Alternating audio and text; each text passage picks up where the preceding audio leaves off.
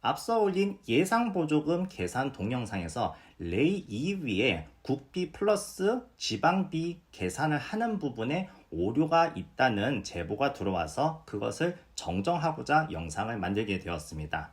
앞서 보셨다시피 레이 EV는 이렇게 쭉 내려보시면은 재원상 복합전비가 5.1km/kWh고 그리고 여기 들어가 보면은 상원 복합주행거리는 210km 그리고 저온 복합주행거리는 167km인 것으로 나와 있습니다. 그래서 이 값을 여기다 넣어 볼게요. 5.1, 210, 그리고 167 그리고 평균 가중연비는 앞서 본 영상에서 보셨듯이 4.5로 입력을 하면 됩니다.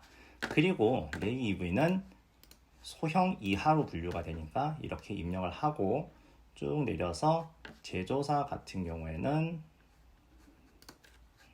기아로 바꾸면 되겠죠. 이렇게 되고 혁신 기술 보조금은 받지 않습니다. V2L이 탑재되어 있지 않으니까. 그리고 가격 개수 같은 경우에는 다 받는 것으로 계산을 하고 쭉 내려서 보면은 앞서 보신 영상과 같이 일단 국비 보조금 계산은 정확하게 됐어요. 512로 되는 것이 맞습니다.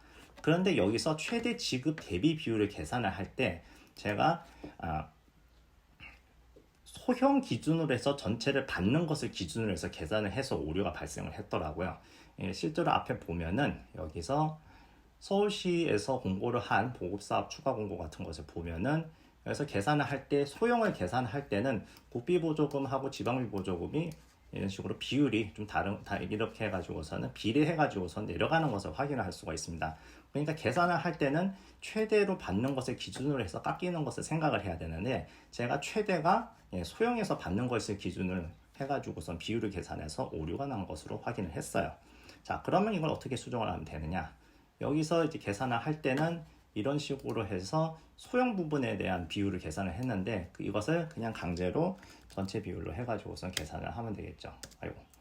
자, 그리고 이 부분을 전체로 바꿔야겠네요. 그러고 보니까. 그렇게 되면은 최대 지급 대비 비율이 앞서 본 숫자가 아니라 0.753으로 계산되는 것을 확인을 할 수가 있습니다. 그래서 서울특별시에서 레이 EV를 출고를 했을 때 최종 보조금은 648만 원으로 계산이 되는 걸 확인을 할 수가 있죠. 예를 들어서 광주광역시 같은 경우는 806만 원. 그리고 뭐 제가 사는 곳에는 쭉 내려갔을 때 나주시 같은 경우에는 1001만 원 식으로 이제 계산되는 걸 확인할 수가 있습니다.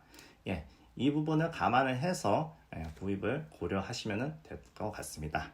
시청해 주셔서 감사합니다.